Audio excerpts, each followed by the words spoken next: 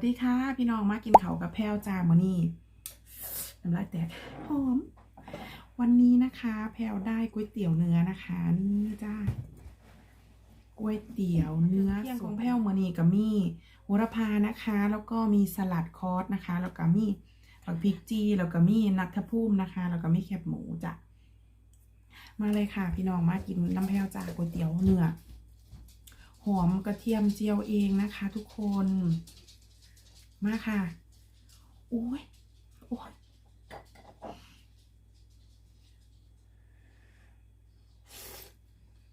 อืม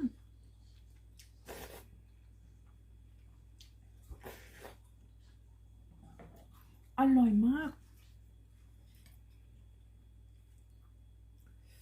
เผ็ดเปรี้ยวหวานอืม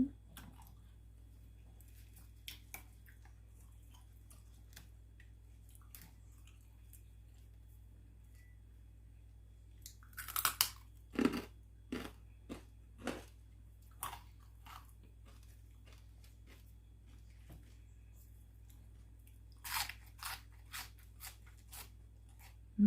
ม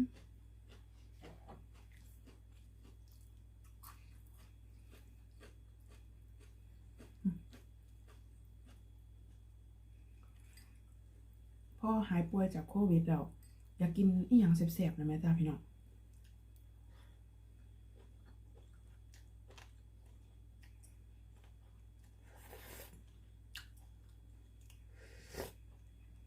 อืมเส้นเหนียวนุ่ม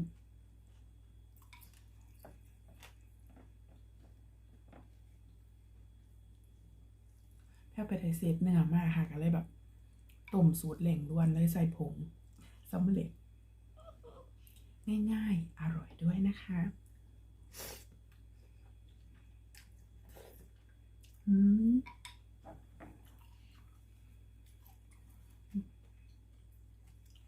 ลืมกะปิอืม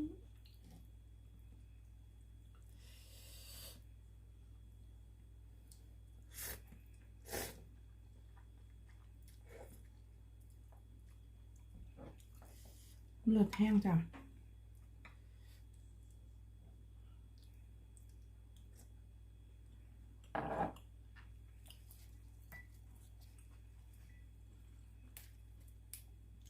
โหระพาซื้อมา2 มื้อดำแล้วจ้ะพี่น้อง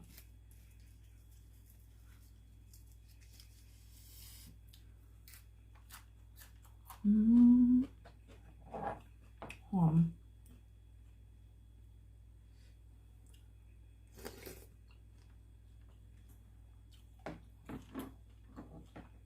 ชาบ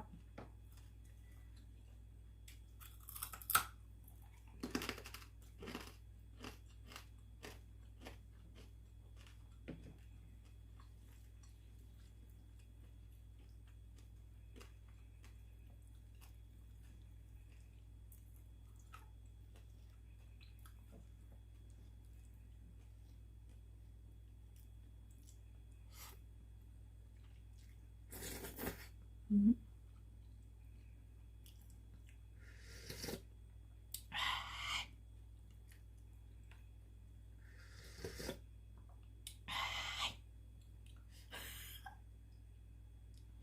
เมนูนี้ไม่แนะนำให้กินไปกินกับผู้บ่าวนะคะหูบเส้นไปในน้ำเด่นเขาตาเนาะสวยกว่าเดิม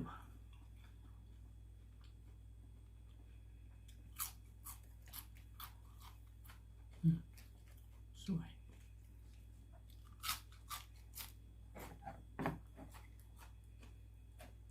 เนื้อสดค่ะอืม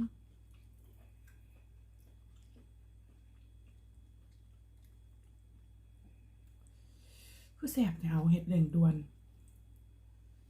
ยองเจะของ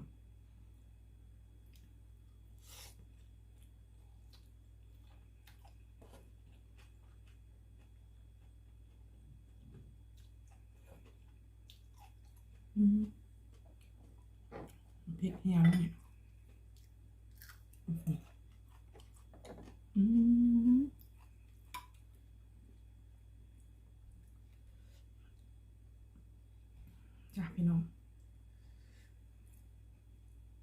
อืม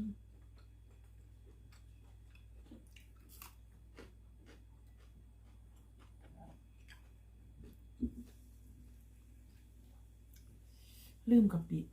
กระแสบเพื่อเราจ้ะมือหลาย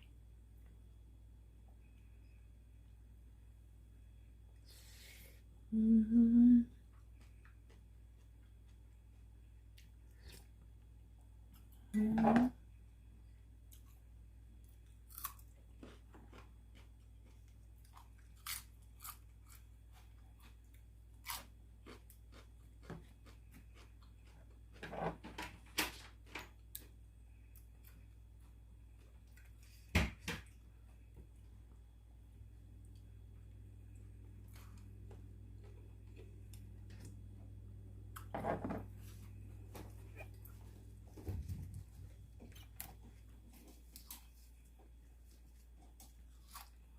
หอม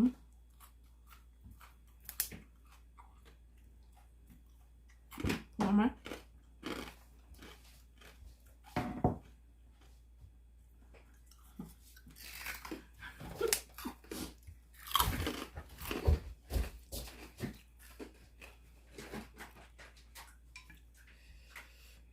เผ็ดเราได้จ้ะไปสักพักจะขีดยากแต่ตอนนี้จะจังสีสันอื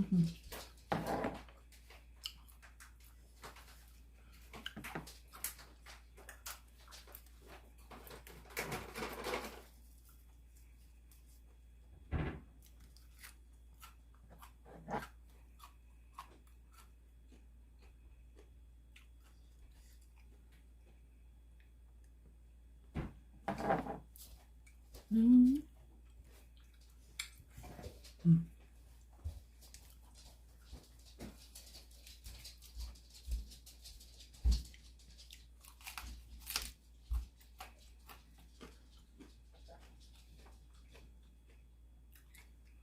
อืม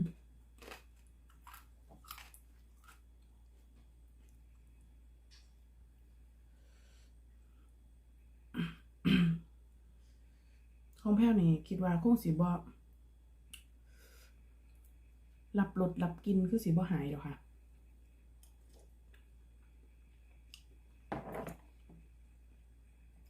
ก็สิว่าเศร้าไข่จากโควิดแล้วหิวเขาวดีดิ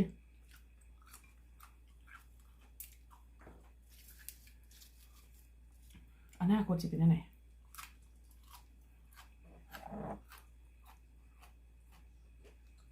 จะไม่เดินใส่รถอยู่ไปสิ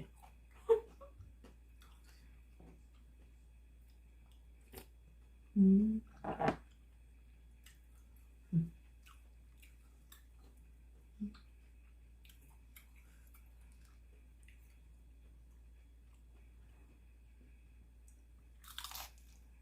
อื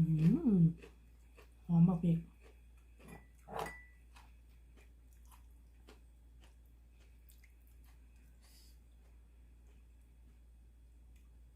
หอมแบบพริกอีดีจ้ะเคี่ยงเสร็จเลย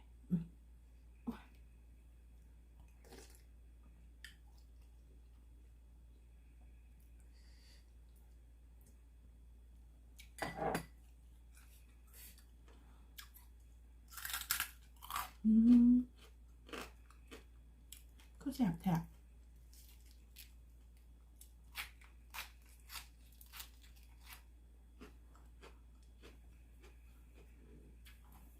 อืมเศร้าโควิดว่ามันปอบลง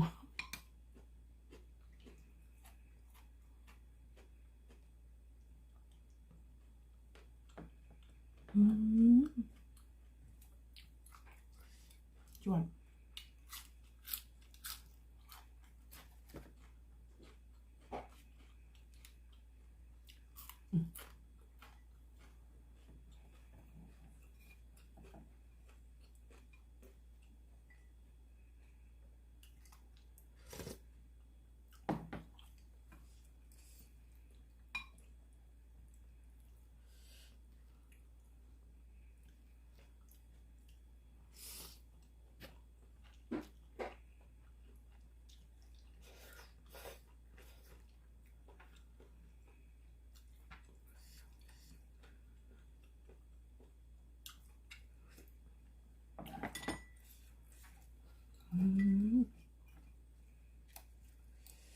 พี่น้องแพ้วแซ่บจ้า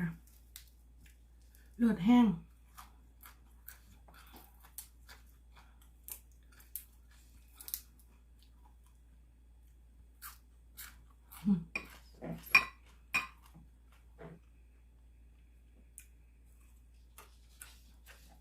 เลือด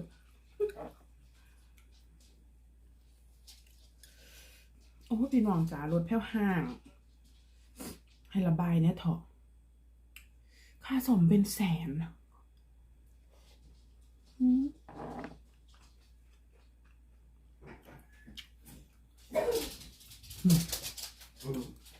หมากับเฮาพ่อเขาบ้าน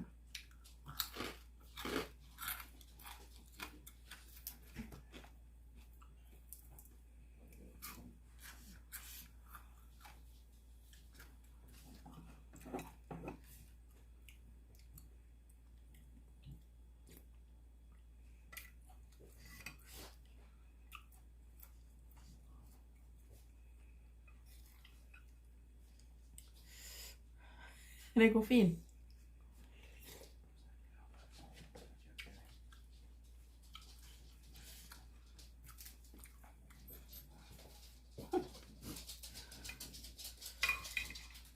วันนี้คุณสาเพิ่นไปตัดฟืนจ้ะมื้อนี้ไว้ถ้าใส่ปีหน้าจ้าหน้าหนาว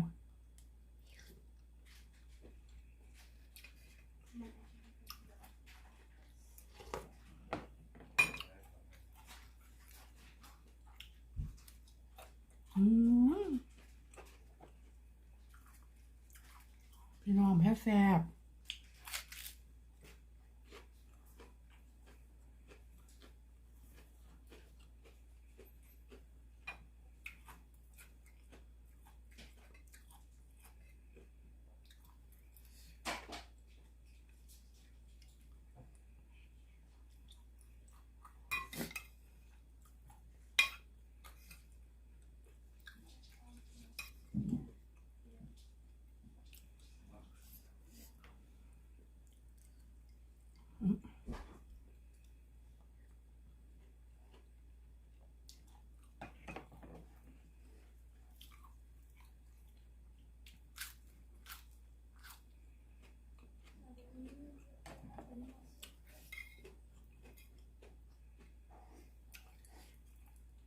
มดดีๆจ้ะพี่น้อง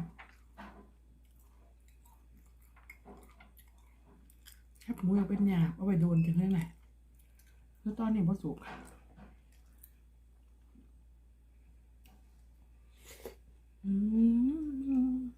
อยู่แล้วค่ะบัดนี้พี่น้องสิอยู่ตัวเกี่ยงอาผัดขอบคุณทุกการรับชมนะคะเด้อจังไหนก็อย่าลืมฝากเป็นกำลังใจให้แพ้วน้ำแน่เด้อค่ะเด้อ